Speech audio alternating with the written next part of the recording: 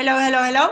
Welcome to another AMA session. I'm so excited you're here with me. This is one of my favorite parts. So with the program, Women Get Funded, with the program, I'm gonna mute the rest of the participants. With the program, Women Get Funded, I'm getting several conversations. Yeah, I just muted you. And this is one of my favorite parts of the program. And we are going to start with open questions. I have two questions from the audience that they sent me. One of them is about the current situation in Silicon Valley, and the other one is about cryptocurrency. So I'm going to answer those two questions. Let me just read this here. And one of them is, I have never raised funds. I have this brilliant app that is going to help women lose weight. Should I go and raise funds through cryptocurrencies? Well, Sonia, if you've never raised funds, don't start with cryptocurrencies. This is very complicated and you will need a technology partner.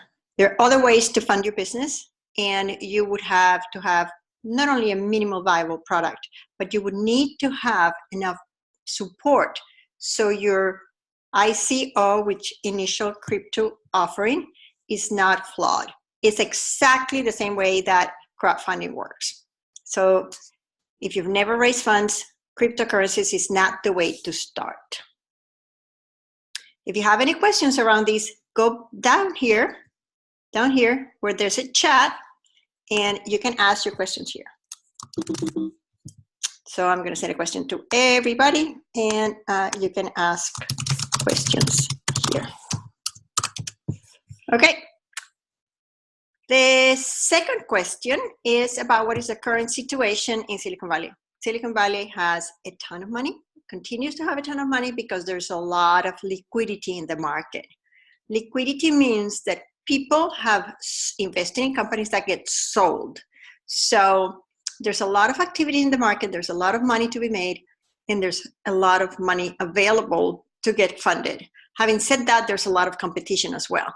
So whenever somebody tells you that they just raised 10 million or 7 million or 15 million or 200 million, you have to vet that. I just had a conversation this morning with a person who came and flew in all the way for the United Arab Emirates, and he was under the impression that he was going to raise $5 million.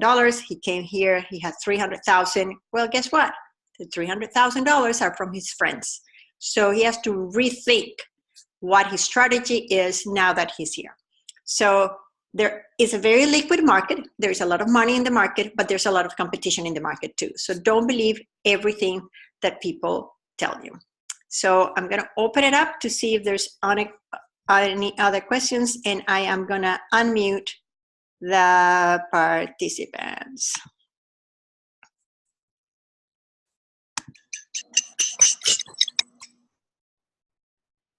Hi, Barbara. Hi, how are you? Good, how are you doing? Fine, thank you. Now I feel like I'm hiding behind my video. Okay, well, you don't have to show your video. If you want, I can put it on, but you know this is recorded, so this is going to be sent to everybody.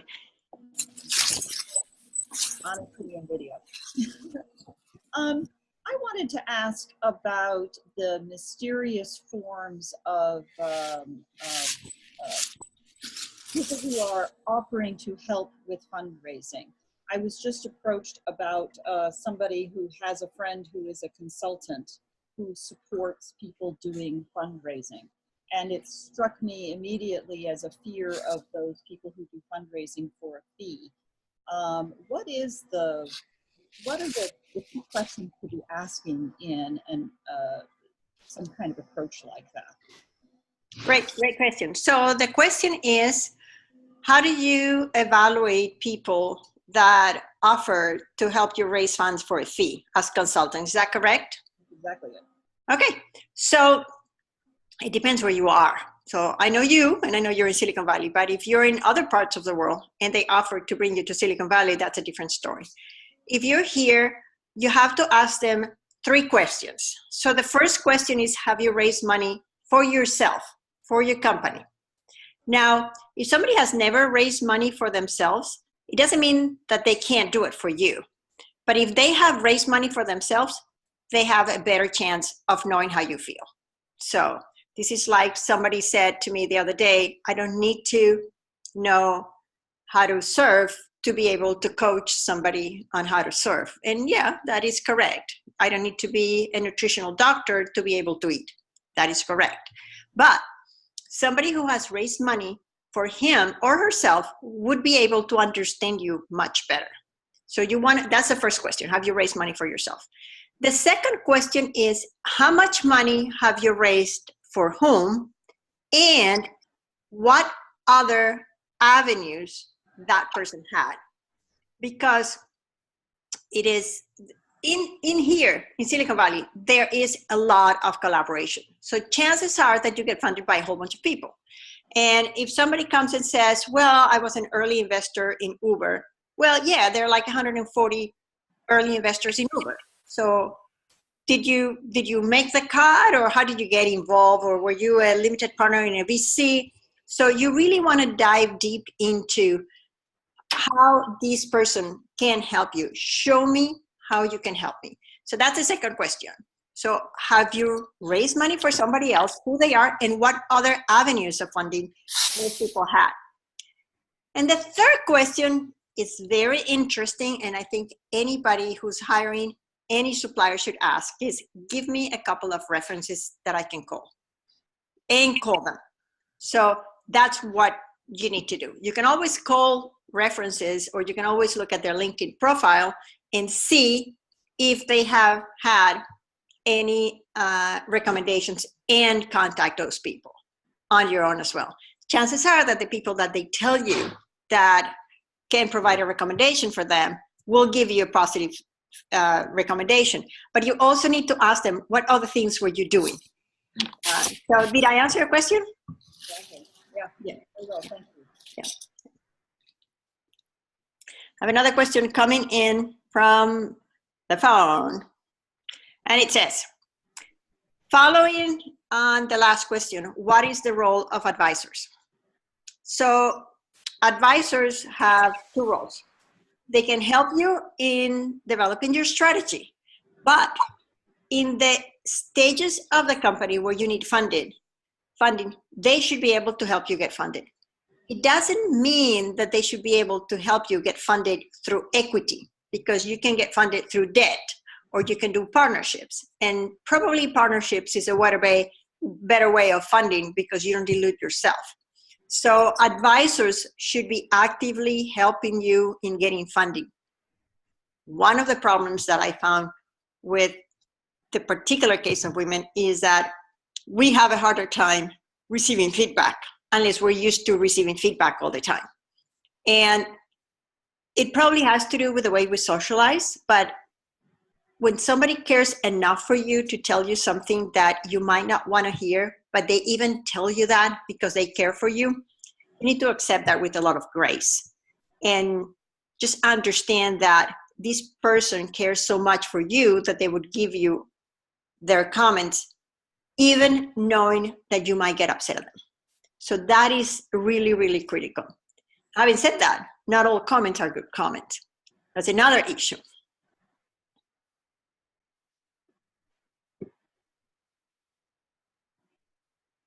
See what else.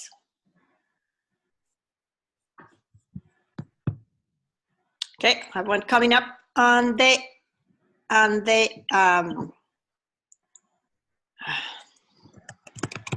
I have three coming up by email. Okay, how do you get good advisors?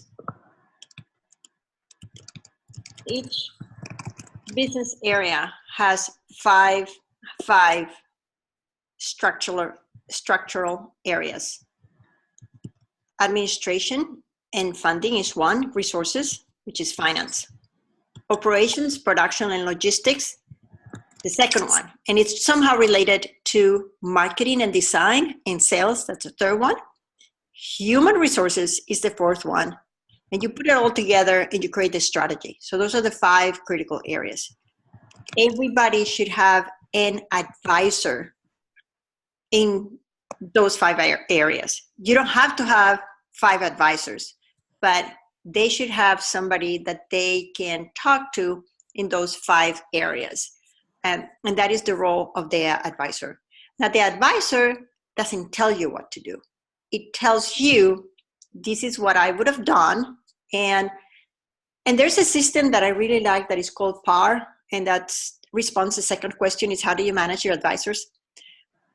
The PAR process is very, very powerful. It starts with problem, actions, and results. I'm very close to that because I'm an engineer. And engineers, we work in processes: input, transformation, output. So the same thing works with the PAR process, PAR, problem, actions, and results. So when people are advising you, you want to structure the conversation in a way that they can say, oh, I had this problem, I took these actions, and I got this result. Even if the result was negative, because then it helps you not to make mistakes. And when you're making mistakes, it's costly, not only in terms of money, but in terms of your time. So that's how you manage advisors.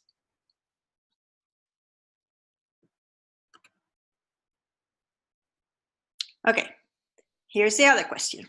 I'm going to read it for the people who are on by phone. Okay. You mentioned funding through partnerships. Can you elaborate more on what you mean by that? Business-to-business partnerships, or do you mean bringing additional people into the team? That is a great, great question. And I would send you, if you're on our email list, I would send you a mini video on YouTube that I have about partnerships. So partnerships, think about partnerships as a synergy. Think about it like a great coffee. If you're selling a good coffee and you want to sell cappuccino, you want to pair it up with good milk or non-dairy milk, and good sugar or foam, and good machines. So that's it. That's a partnership.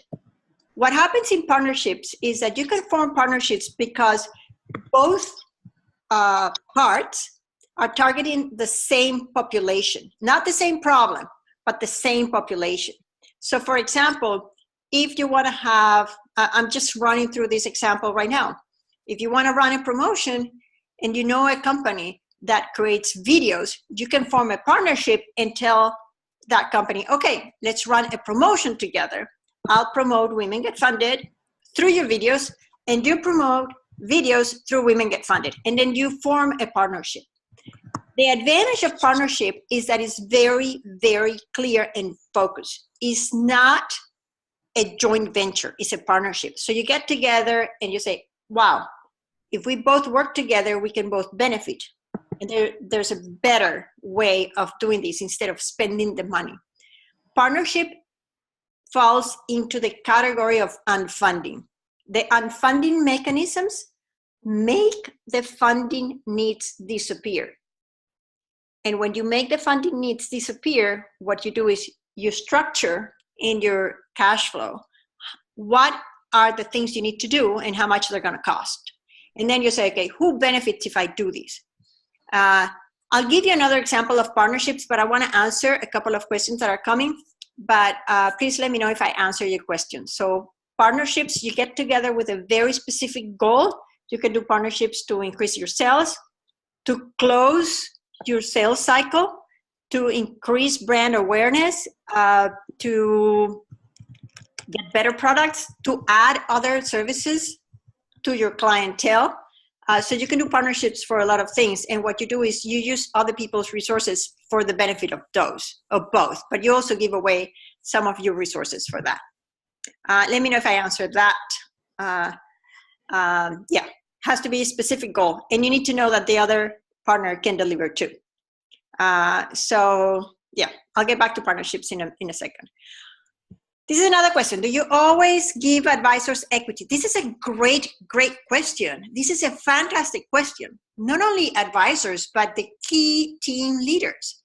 You can give them equity. That's very, very popular in Silicon Valley. It's between 0.5 and 1%. But here's my thing. And I learned this the hard way. Equity must be earned. And this is an ongoing process. So you don't want to run the risk of giving equity to an advisor and then having another problem later. For example, if they have competing interest or if they invest in another company. So you don't want to do that. So the way I've handled that is that I've always asked advisors to help me throughout 1 year. And after 1 year, then I decide or not.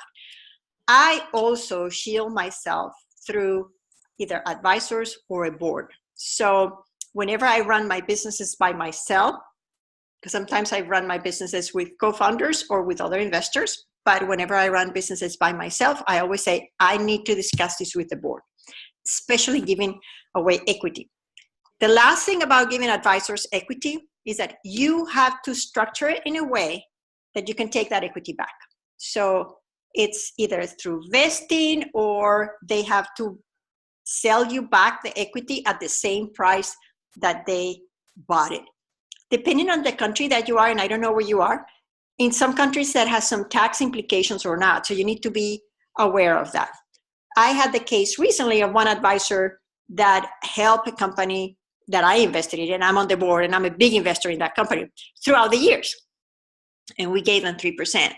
And that person now came out of retirement and created a company that is a competitor. So we went and talked to him, and he said, you need to give us our equity back. And he had to sell it to us at the price that the equity had when we gave it to him. But, you know, everything is negotiable, but don't give away a lot of equity unnecessarily. People have to earn that. Let me know if I answered that question. Okay, I'm going to go to another question. And I'm going to read it for the people who are by phone. In pre-seed or seed fundraising for a company 12 months in business, how important is it to have a detailed operation plan or financial projections? Given that the startup doesn't have a repeatable sales process yet, and they need the money to establish that. This is a great question. It depends where you are. If you are, again, if you're in Silicon Valley, people are very, very flexible, but it depends where you are. I don't give the operation plans. I don't like to read it because I don't want to run the company. So I always say when you do a business plan, you don't have to detail the operations, but you need to detail how you're going to keep track of your progress. That's something called key performance indicators, and that should be there. You can have financial projections. You need to have financial projections because there's no other way that investors can evaluate the value of your business. So, so you do need to have financial projections. But here's one thing. When you do financial projections, what you're really telling the investor is not that this is going to happen. What you're telling the investor is, I know financials are important. I'm aware that you're giving me your hard-earned money. I'm going to take care of it because I'm going to look out for the financials. That's really the message you're telling them. Usually investors, especially if they are outside investors, and there's many types of equity investors, we're used to, you know, not having the projections. I've invested in, 30 companies, and I've never invested in a company that has fulfilled their promises. We're always changing because that's the reality. And it's exactly what you're saying. You need to establish the process. So for example, in your particular case, if you don't have a repeatable sales process, what you need to do is you need to evaluate how, you need to tell the investors, this is how we're going to evaluate the sales process. And these are our financial projections. And you can do scenarios. Shell does that very well. Shell, the oil company, they do the most likely, the optimal, and the more suboptimal scenarios. That's how Shell Corporation does it to evaluate the projects. I like that.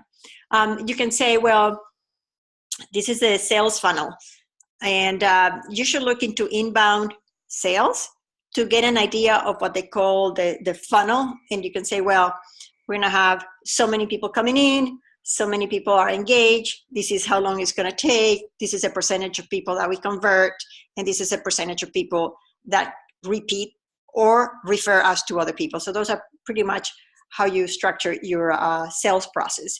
But, you know, sale is not the price, it's the sales condition. So you want to know that too. Let me know if I answered that question. I have 2 more coming on the phone.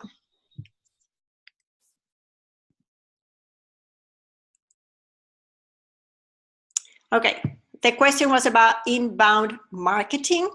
You can look it up. I'm going to type it here, but for those that are on the phone, is INBOUND marketing. It helps you think through the sales cycle, and there's many companies that do that. So one of the things that really impacts your cash flow and your needs for funding is that particular process, the sales cycle. I find that in some countries and in some industries, it's very long. For example, when I lived in Australia, I managed a company that had a proprietary system that was very new to sell very, very large amounts of data. This is way before artificial intelligence was so prevalent in data mining. So what we did was data mining. And the company had won many prizes, and they brought me on board as the CEO. And it took me 2 years to get one interview, 2 years. Well, I called up my friends, I did my research, I came to the US, and in 4 months I already had meetings here. So it depends where you are, and it depends on the industry. Okay, there's another one here. Is there a source of where I can find VC of funders that are specifically interested in female entrepreneurs other than looking up Google? Yes, it depends where you are. If you are in the US, the American Association of Venture Capital is a good source. Portfolio, there's many Golden Seeds Portfolio. If you're in the US, Golden Seeds Portfolio, there's many funds that are interested in female entrepreneurs. Copper, yeah. Okay. Yes, I can make a little list of those things. What you have to stay away is that there's many people that would invest in you because you're talented, not because you're a female entrepreneur. So that's a catch-22. Yeah. And one more thing, Google responses are related to your search, your previous search, and are related to the searches around your geographic location. So it might make sense to pay for somebody else to do a Google search somewhere else. There are 3 areas that are very, very proactive in terms of funding female entrepreneurs: New York, Boston, and Silicon Valley. Those are the 3 areas where there are more and more VCs that are looking into female entrepreneurs, and Portfolio is probably one of the largest one. Kaufman Foundation also has one, but the American Association of Venture Capitalists should have the list of all of the VCs because they register there.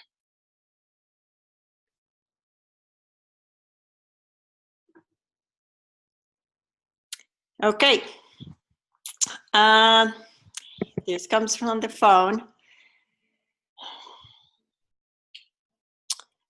I have received venture capital in Latin America. Can I apply for venture capital in the US? It depends on your cap rate. It depends on your conditions. Your VC fund should be able to help you make the transfer here. Also, your lawyers. So there are 2 types of lawyers that help you with intellectual property, and lawyers that help you fundraising. In this particular case, both those types of law firms usually have connections with other offices overseas, and that would be another way to come here. I don't know how much money you receive, but it depends. Okay. Okay, if the funds are government-based, chances are that you're going to have to do a down round because government-based funds tend to overvalue the company. That's not always the case, but you just need to be aware of that. Government funds usually cannot help you get into another VC. And sometimes VCs don't like each other. So sometimes you do that. If you're looking for a particular VC, look on their website. They have to have the list of companies they invested. And if you're very smart about that, find a company that they invested that complements your service or your product, and contact them and try to sell something to them, so that way you have an easy entry into VCs. There's another question that is tied to the first question about consultants. Be aware of consultants that offer you to get into VCs. When I run a VC fund, I didn't want to talk to a consultant. I'm not investing in the consultant, I'm investing in the entrepreneur. The entrepreneur has to have the guts to come and talk to me. So that's how I approach that. Yes, most likely the VCs would have a junior analyst evaluating your business, and maybe you don't have you can't get in. But most VCs do not want to meet with consultants. They want to meet with the entrepreneurs. Networking is a great way to find them. Yeah, meetups. Yeah, meetups too. Associations. Yes, associations too. Kaufman Foundation is very good for those that, I'm going to write it here. Kaufman Foundation. It's a nonprofit that seeks to promote entrepreneurship, and they started with Trish Costello from Portfolio, a fund for women. It's called Raising the Tide, and my good friend Alicia as well, was one of the founders, and the other one was Trish Costello. I can send you the link when I send the recording of this. Yeah, and you can put the questions on our Facebook page.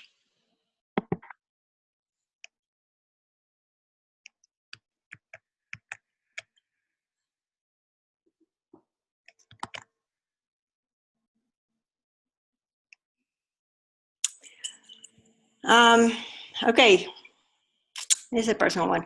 Do I offer coaching and consulting? No, I don't. I don't offer coaching. I don't offer that. We will have on our program on Women Get Funded, we would have one-on-one coaching, and we would have 10-to-1 industry specific coaching. But I want to help a lot of women, not one-on-one.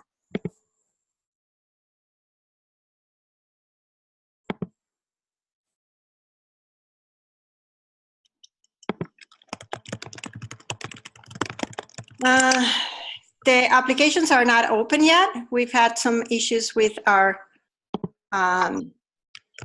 website, and I haven't opened the applications. The program starts on September 2nd. You do have the possibility of starting now with some preliminary materials. If you register at womengetfunded.com, we have like a system there that you can go and register, and you can go onto our Facebook page as well, but the applications are not open at the moment. If you're seeking seed funding for incubation stage, what is the maximum reasonable ask? In other words, what milestone should I be fundraising for? Just getting prototype done or beyond? Good question. This is really good question. So I assume that you already have a minimal viable product, or at least you have the criteria of what is the need that you're gonna, what is the problem that you're solving. Yes, good.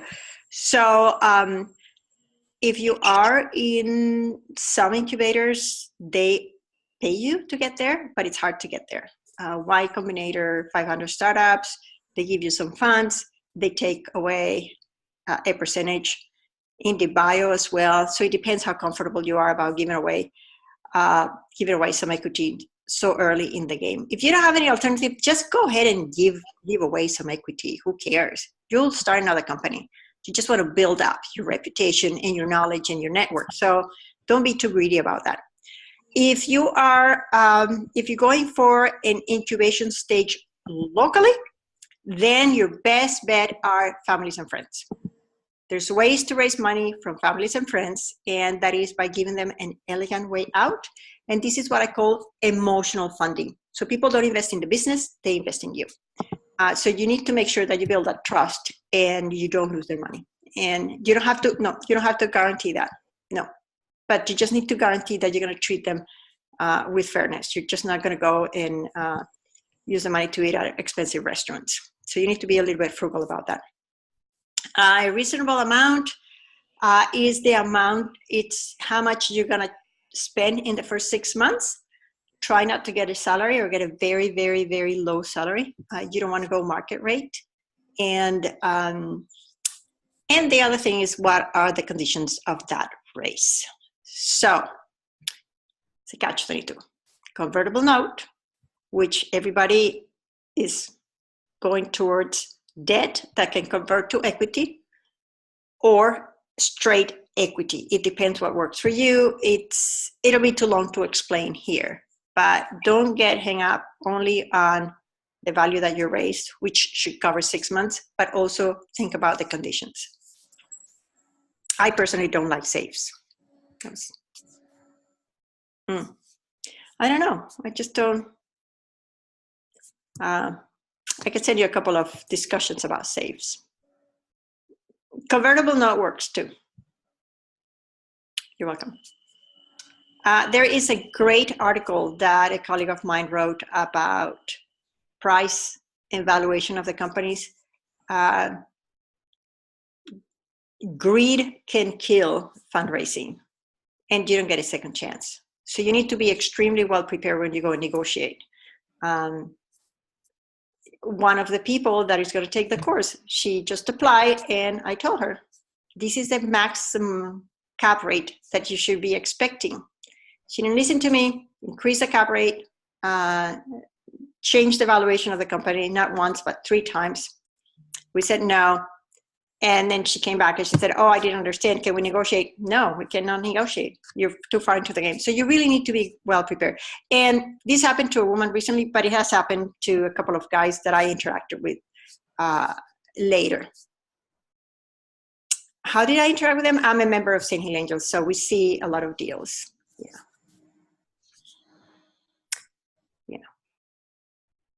In Silicon Valley.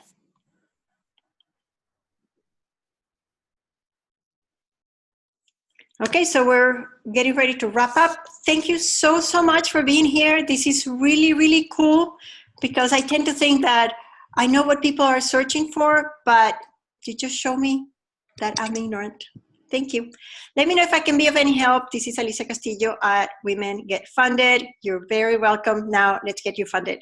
I hope I can see you soon. Bye-bye. Next month, first Tuesday of the month at 2, between 2 and 2:30, invite a friend.